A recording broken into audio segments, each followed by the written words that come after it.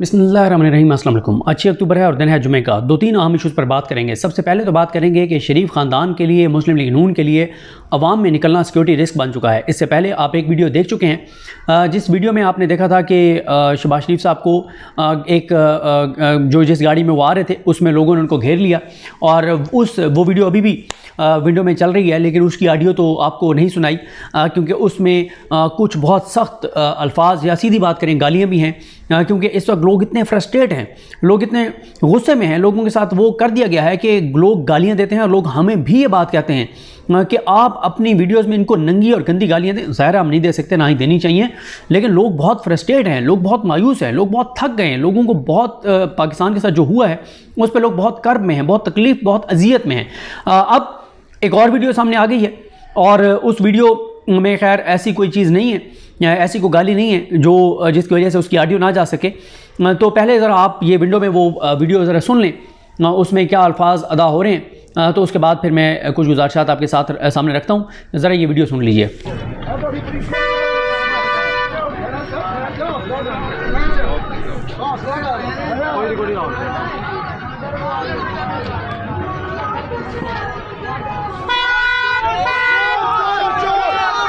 चोर चोर चोर चोर चोर चोर चोर चोर चोर चोर चोर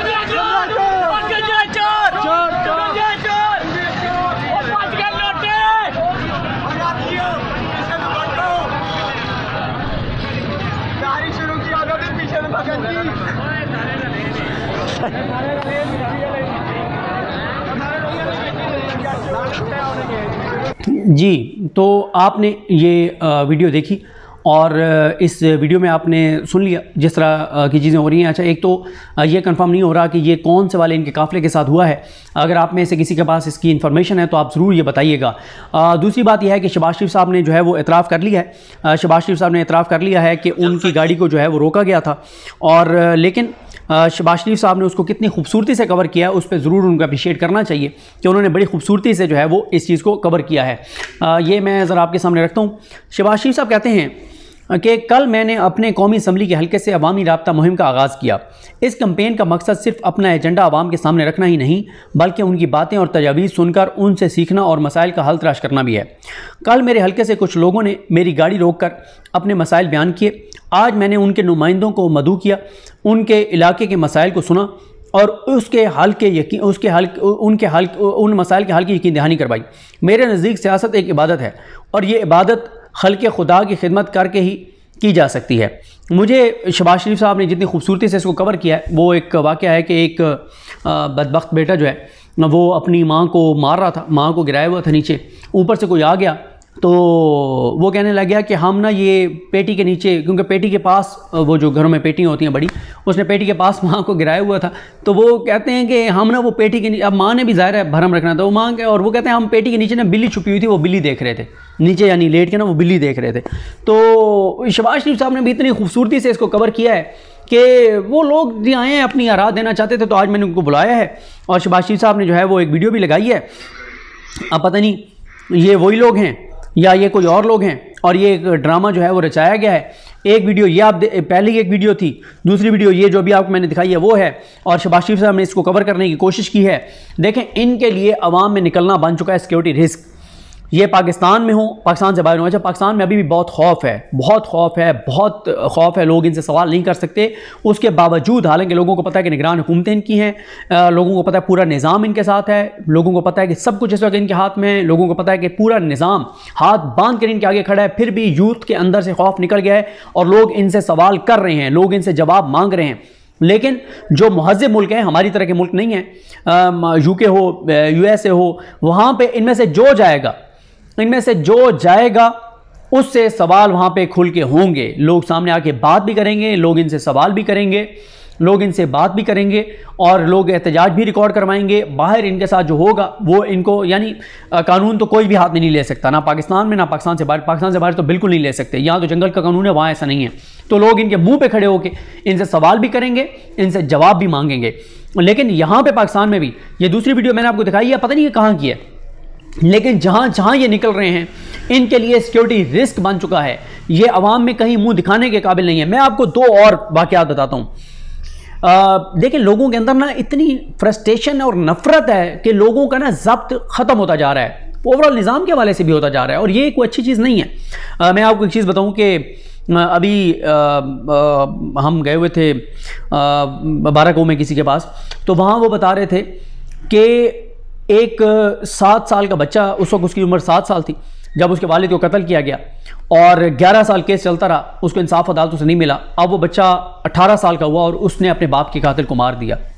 ये हो रहा है हमारे मुआशरे के अंदर। लोगों का निज़ाम से एतमाद उठ रहा है, लोगों का अदालतों पर से एतमाद उठ रहा है, और बहुत ही अजीब सी एक सिचुएशन है। अल्लाह ना करे कि ये मज़ीद चीज़ें आगे जाएं, और कानून हाथ में लेना किसी तौर पे भी जस्टिफाइड नहीं है, चाहे वो कोई भी हो, कोई भी आपके साथ जितना भी जुल्म हो, कानून हाथ में नहीं लेना चाहिए।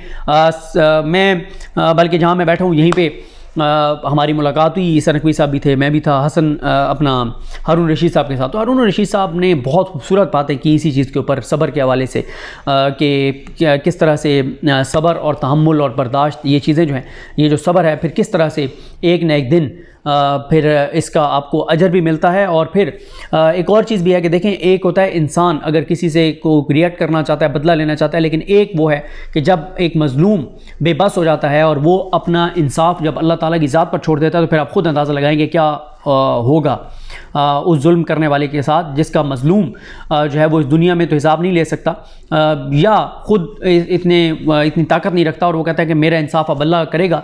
तो फिर जब आप अल्लाह पे छोड़ देते हैं, तो फिर अल्लाह जो इंसाफ करेगा वो फिर पूरी दुनिया को नज़र भी आएगा, और ज़रूरी नहीं है कि वो आखिरत में ही करेगा, वो दुनिया में भी दिखाएगा। मैं जो आपको दो में से एक चलने वाक़या बता देता हूँ, और मैं फैसलाबाद का वाक़या है। मैं दोनों साइडों का नाम नहीं ले रहा क्योंकि वो नामुनासिब हो जाएगा, क्योंकि जिन्होंने मुझे ये बात बताई है उनसे मैंने ये इजाज़त नहीं ली थी कि मैं इसको अपने वीलॉग में मतलब ये बता भी दूँ। लेकिन फैसलाबाद में एक फौतगी हुई, और जनाजे पे एक PTI का मुनहरिफ रुकन आया, जिनको लोटा कहा जाता है, जिसने इमरान खान को छोड़ा था, जिस लोटे ने, और वो लोटा जनाजे में आया, और जनाजे में वो आया, लोग बैठे हुए थे उसके बाद, जनाजे के बाद, और कोई उसको उठ के नहीं मिला, और लोग बड़े मतलब आवाज़ार से बैठे थे कि यार ये कहाँ आ गया, और हालांकि जनाजे में आया था। और जब वो गया और घर की ख़वातीन को पता चला कि वो लोटा आया था, तो घर की ख़वातीन ने अपने घर के मर्दों को कहा कि प्लीज़ इसको पैगाम भिजवाएँ।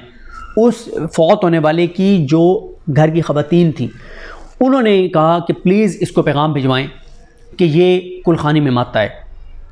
आप नफ़रत का अंदाज़ा लगाएं कि हालात किस नहज पे पहुंच गए हैं, कि जो शख्स जनाजे पे आ रहा